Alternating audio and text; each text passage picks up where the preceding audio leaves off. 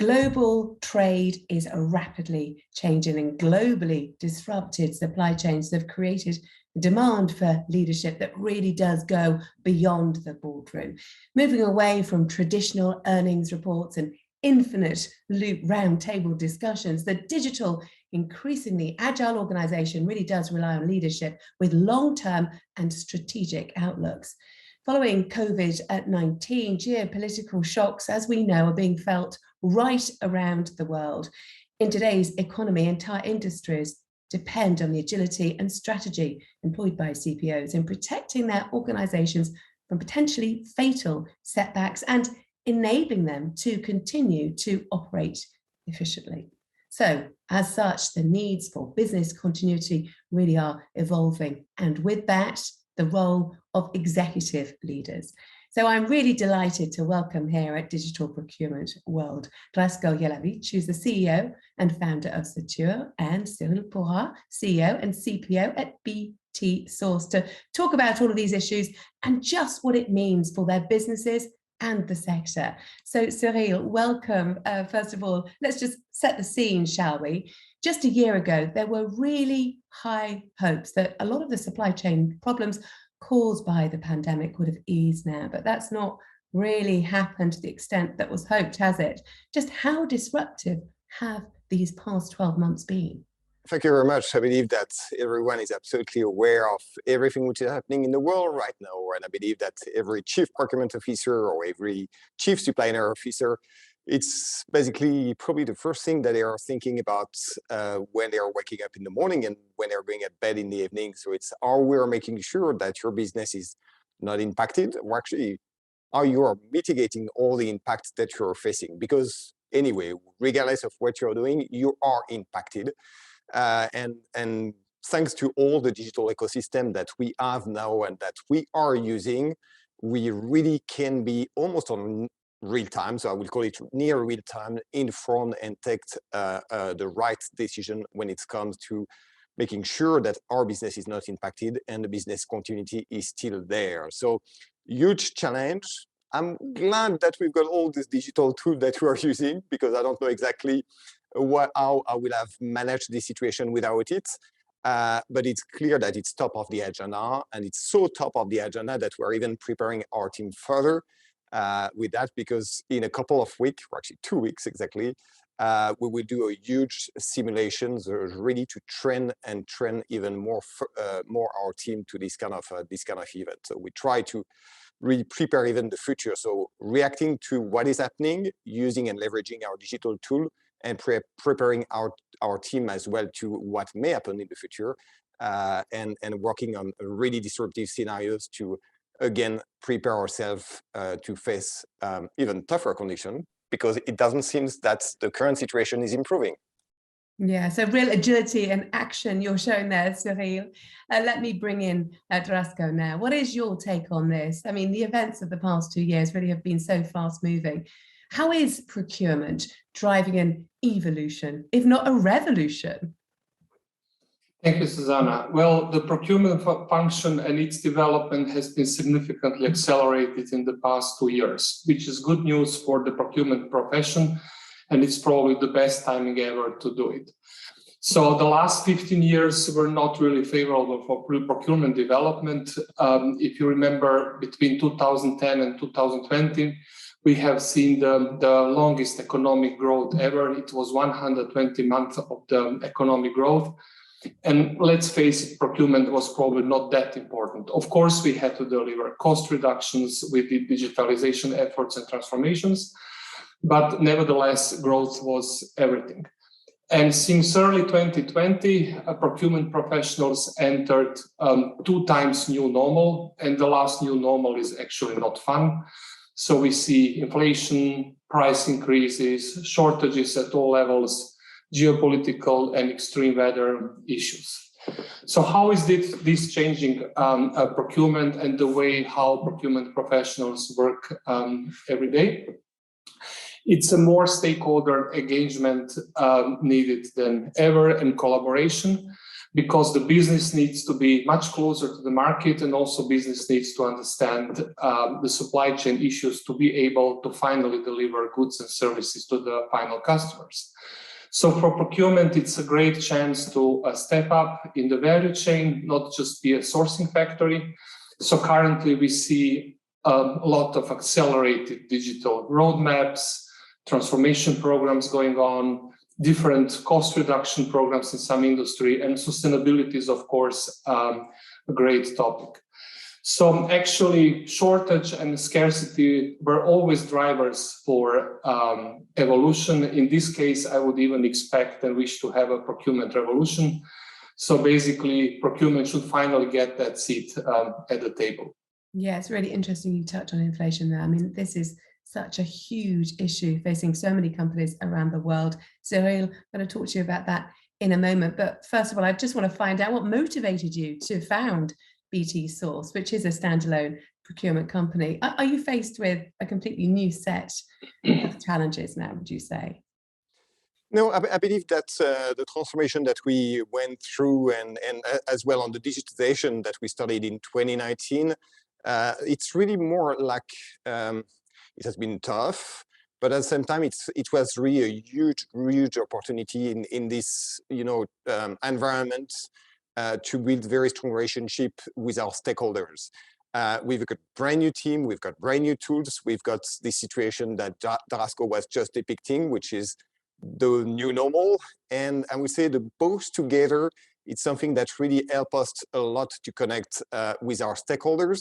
So they understood with the creation of BT Source the importance of procurement, and Drasko was mentioning obviously having a seat at the table. So we have a seat at the table. We have even more seat at the table with obviously every challenges that you were just mentioning before. And I would say the combination of these new units, the combination of our digitization, and as well the will on the business side, and then the clear understanding as well on the business side of what kind of value procurement can drive. So it's really, I would say, from time to time, so we are transforming challenges into opportunities. I believe that's still a huge challenges, and we don't see that stopping very soon. But it's a huge opportunity for BT Source. It's a huge opportunities as well to really leverage all the digital tools and all the digital ecosystem that we have implemented within BT Source. So bad times, and we know that some of the events are extremely unfortunate, but huge opportunity for us, and we're leveraging these opportunities, and we are really helping the business. During the course of the summer, so all my category directors have worked with the units really, for example, on inflation, so really providing their insight about inflation, insights as well about risk. We're working with the business continuity manager in the units as well.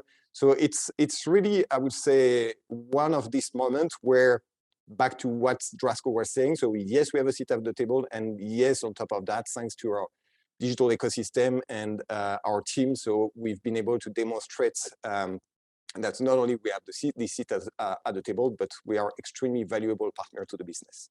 Oh, it's really interesting to hear about how all of this is evolving. Drasko, do you see a similar pattern with organizations carving out independent procurement entities? Well, let me respond to this question from a broader perspective. The organization or an operating model always needs to follow the strategy. So it's easier said than done. We quite often see that's not the case in the practice. So the procurement strategy needs to be developed from the overall business strategy, following the business requirements and the challenges on the group level, local level, project level, any actual level, and it needs to be consolidated in a procurement strategy. And also the procurement strategy needs to be supported by an organizational development strategy. So basically, every organization, procurement organization, needs to have two strategies. The one is the strategy, procurement strategy, addressing the business needs and challenges on the market. And the second one is the way how they want to transform the procurement. So basically for BT Source, this kind of reorganization and was resulting from the business requirements. We don't see that quite often, but it's justified, of course. We also see that procurement for the companies where it's a non-core business, like for insurance companies or banks, is being outsourced. So important is that actually organization and the way how procurement operates meets the expectation of the business and support the business as such. Yeah, let's focus back now with Cyril on inflation, because of course in the months to come, inflationary expectations really do remain strong despite the actions of central banks, and in fact worries about the fact that those actions could tip economies into recession are raising concerns yet again. What do you think this will all mean for your industry in general and essentially the procurement function? Well, it's an interesting case, the inflation, because it's something that, well, I believe that most of us had not really to deal with. Well, actually, in certain countries it was the case, but more largely in the countries where we were operating, it was not really a subject. Suddenly, it's becoming a subject. We've got a great team, we've got great digital tools, and then after that we have our crystal ball. Because when I'm just like hearing what the Fed is saying, what the central bank are saying and trying to do, it's not of use to curb the inflation. So what we are doing, it's basically trying to understand as much as we can. So what does it mean for us? What does it mean for our supply base? If there's anything that we can really work on, as I mentioned earlier, so I mean that we're working with the business units, trying really to mitigate the impacts. But yeah, so that's the situation where we are in right now. So it's really tough as well, because our team was not used to, for the most part, not used to deal with these kind of challenges. So it's an additional challenges which is coming. So very, very hard to predict if it will come to an end, if it will come to an end soon, if it will last very long. But trying to factor all of that obviously in our forecast for the next fiscal year, trying obviously to mitigate as much as we can currently in this fiscal year. So really challenging. And again, so the better you are tooled to understand the world which is surrounding you, so it's basically the better you are equipped to give at least proper guidance, and then to see if there's a lot of variation between what you thought and what the reality is about. Yeah, really tough, challenging times for so many businesses right now. But Drasko, do you see this as an opportunity in some ways? Can companies, do you think, move from being constant firefighters all the time that we've seen to once more take strategic positions?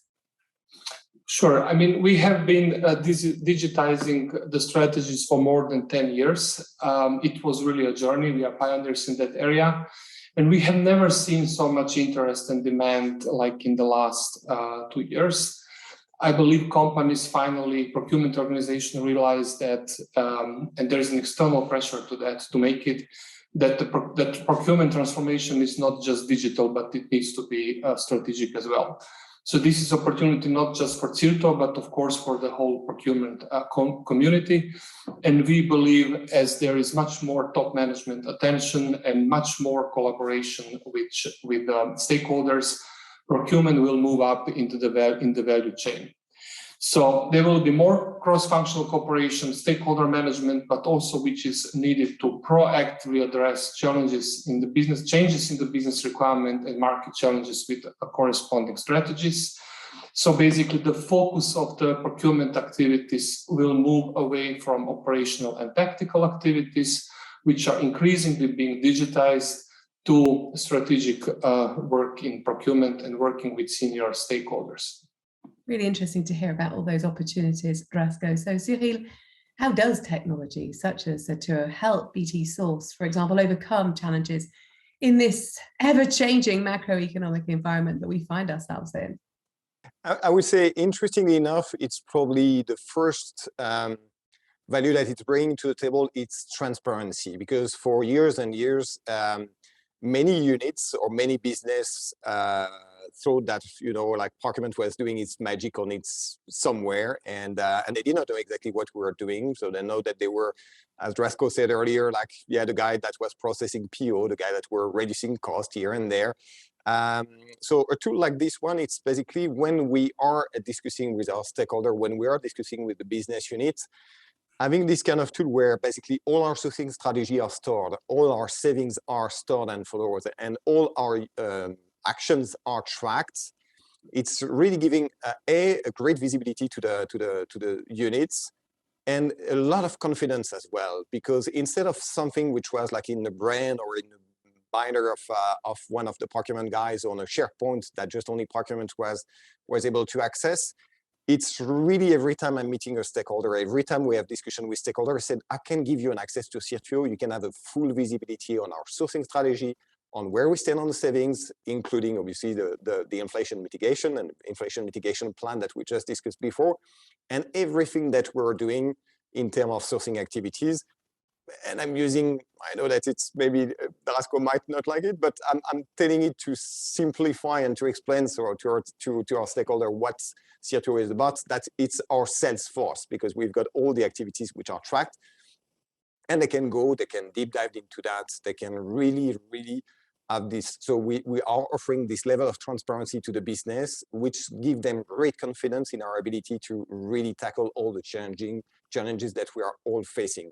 So that's the value that we can see on the team standpoint, obviously, so they can track everything that they are doing. They can track their performance. It's a fantastic tool as well for them when they are communicating again with their stakeholder, with the business unit. So it's really something which is greater visibility, greater confidence, and then after that, back to we want to have a seat at the table. We have a seat at the table because this kind of tool is enabling us really to have very good discussion with the business and taking educated decision together. Really interesting to hear about your experience. So Drasko, let's drill down a little bit more into this. What are the most critical bottlenecks and challenges you're trying to solve for clients, and what kinds of outcomes can they see and expect? Well, there is always room for improvement, and especially nowadays, bottlenecks are present because business requirements and challenges on the market are changing so fast. So basically, when we approach companies, there is always room for improvement in category supply and risk management. Today, it's mainly tactical. So basically, the companies need to step up, mature the organization, develop further skills and technologies to develop, validate, and execute strategies, procurement strategies at all levels.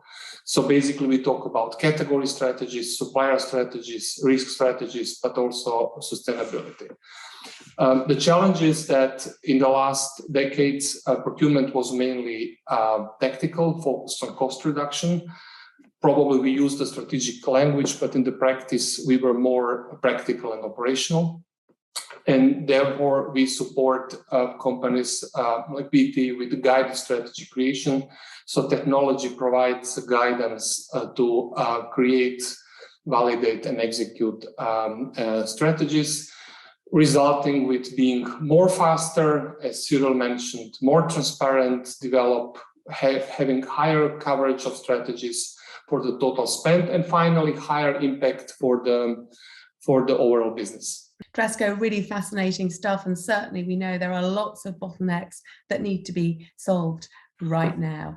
Cyril, just before we wrap this up, I'd like to take a wider perspective and ask you how you see the telco industry's role in helping solve some of the world's most pressing issues right now. As I mentioned earlier, from every challenges, there's opportunities. So we all discover, and that's a good example of what we are currently with this video, so that we all discover that the telecom can save the world, if I may use this term. When we all went in lockdown, so we massively used the telecom. So it's interesting, so that now more and more people understand so the key role the telecom are playing, the key role obviously that we're playing in this digital world. And we spoke a lot about digital procurement. So meaning that everything is obviously about connectivity. It's all about as well collaboration.